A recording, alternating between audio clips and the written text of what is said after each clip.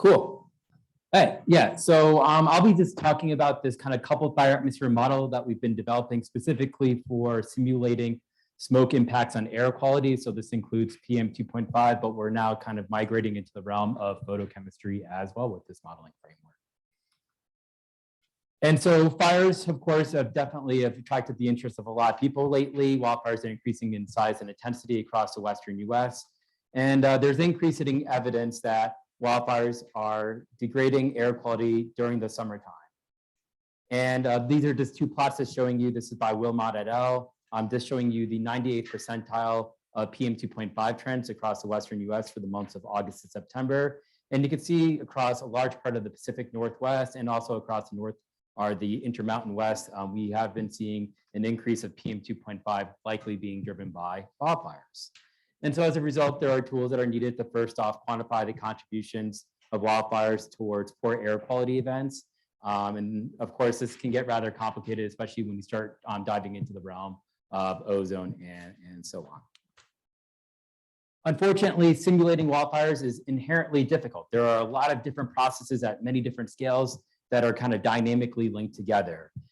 So of course you have the surface fire that's going to be related to how much fuel you're burning, but also how hot that fire is burning. And that will of course impact how your wildfire plume rise is, how far that goes up and so on. And then within the smoke plume, there's also a lot of chemistry that's going on. There's smoke shading effects that results in what they refer to as dark plume chemistry. And so this can impact photo production and so on. And then there's also smoke shading effects too that can actually cool the surface. And so this can result in a reduction of surface temperatures, but also stratify the surface underneath the smoke plume. And so that can result in a buildup of PM 2.5 as well. And so these are all processes hypothetically that you might need to account for when you're simulating smoke impacts potentially on air quality. And so this is just an example from a set of simulations that we did a couple of years ago for Northern California in 2015. And so this is showing you a smoke episode across Northern California and nearby mountain valleys. And so this was a large complex of fires located across Northern California. And what happened here is that you can see that there are significant reductions in incoming solar radiation. So this is actually smoke shading, and this smoke shading resulted in large temperature differences, and then ultimately wind speed differences, or in this case, solar wind speeds underneath the smoke plume due to the increased stratification of the atmosphere within mountain valleys. And so these smoke plumes, dynamically interact with meteorology. In many ways, these smoke plumes it in many ways is a meteorological phenomena that we often need to account for. And so this is actually a more kind of local case. So this is a smoke shading event from actually last year. So this is at WBB at the University of Utah. And so this was a really big smoke episode during August of 2021 during the middle of the month. And what we saw here is we saw a large increase in black carbon. And then on this day too, we saw PM 2.5 concentrations that exceeded in some parts in the valley over 300 micrograms per meter cube. So some of the highest PM 2.5 concentrations that we've observed in the valley in recent times. But during this, strangely enough, when you think of wildfire smoke plumes in urban centers, you think of, ozone production. But on this particular day, we actually saw a dampening or, we didn't really see much of a ozone enhancement during the daytime. And what we're thinking is going on here is due to the decrease of incoming solar radiation due to smoke shading effects, ultimately this kind of resulted in decreased kind of ozone production and so on. So this is something that you often will have to probably consider for extreme smoke events where you have lots of aerosol loading that's resulting in kind of a shading effect. And so this is kind of that kind of example that I was showing you where you had this kind of a large smoke plume being ejected from California. This was associated with kind of the passage of a storm system, where the storm system, as it was passing through California, really exacerbated the fire activity that resulted in a big increase of smoke. And then that smoke got ejected towards Salt Lake City. And then this is ultimately, you can see in this image, this is what it looked like when that smoke plume passed overhead. So really, really bad air quality and really poor visibility during this event. This is just I'm just gonna go over the modeling framework that we've been building. So the modeling framework that I'm gonna be talking about here is what we refer to as WRF-S Fire Chem.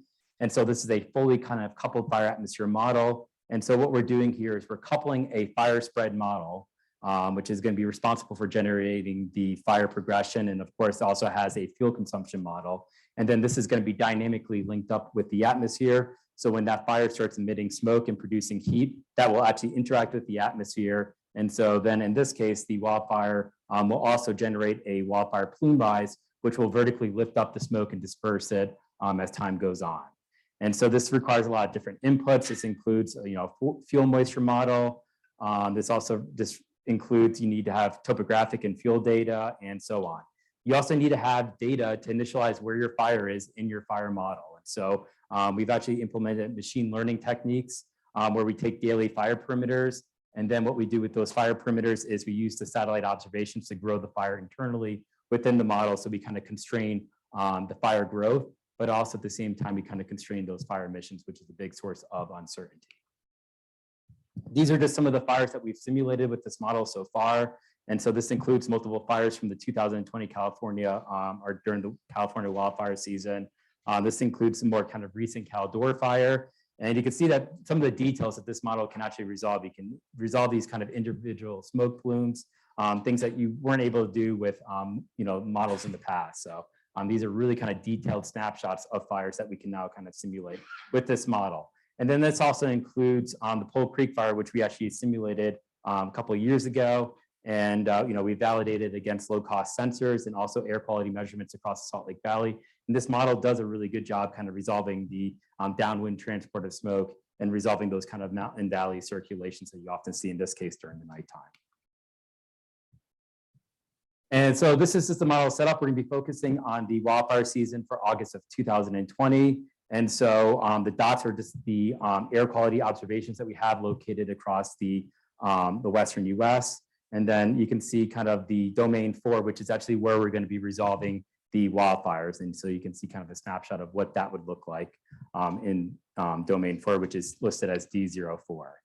And then this is also showing you the satellite data-driven fire progression. And so what we do is we take infrared fire perimeters, and then between each infrared fire perimeter, which comes about once a day, you take the satellite data and you use that to kind of grow the fire and so on. And the benefit of this is, yeah, you could assume that the fires are growing following a diurnal profile, which is what you see sometimes.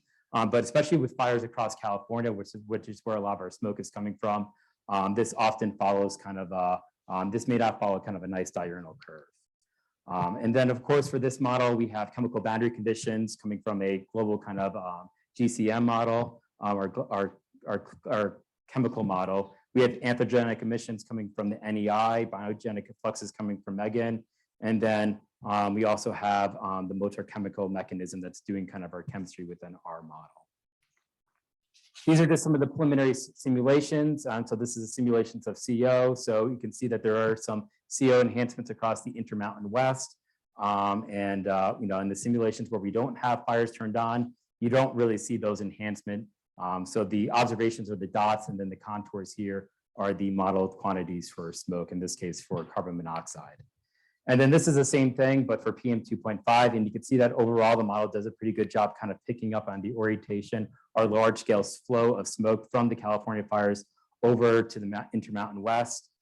So we do get the general orientation of that smoke plume, but we do kind of miss out on this kind of downward or southernward transport of PM 2.5 during this particular event in August of 2020.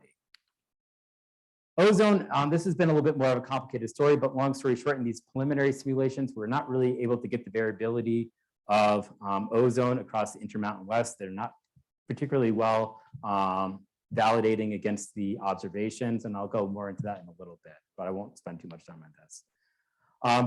If we're specifically looking at Salt Lake City, this is an area where we weren't getting that kind of southern transport of PM 2.5 from the fire smoke plume. We were underestimating PM 2.5. Carbon monoxide, we also were kind of underestimating there. And then ozone, this is where we're not sure if the photochemistry was quite working, at least in our preliminary simulations, where we're not getting that kind of really nice diurnal cycle of ozone. So that suggests that there might be an issue with the chemical modeling within the with the model, but we think we've actually just fixed that issue as of yesterday. And so just to kind of summarize, this is really the first kind of modeling framework where everything is coupled together. So we're resolving fire physics. We're also resolving meteorology and also chemistry and aerosol physics within a unified modeling framework. This really hasn't been done before, especially with full emissions. So this includes biogenic emissions, chemical boundary conditions, anthropogenic emissions, and everything. So this is really everything except for the kitchen sink in this case. Overall, the model does capture at least regional scale transport of smoke from California across the Western US. But of course, the initial kind of work within our simulations, though, is that we were really under predicting ozone across the entire Western US, but specifically for Salt Lake City. But the good news is when we did some digging or went under the hood with the chemical mechanism within WorkChem, what we found is there was some type of compiler flag that was actually not being activated properly. And so when that was actually correctly being set, we actually looked at our latest simulations, which just came out yesterday. And we have a lot more kind of ozone production within our model simulations. So with that said, I'm actually really encouraged by these latest results. We really weren't seeing this really strong ozone production and also titration during the nighttime. So I think now that we've gotten to this step, now we can start really doing the cool science. So I'm really excited about where we're heading with these results and so on. And anyways, that's all I've got for now, and I'll take any questions.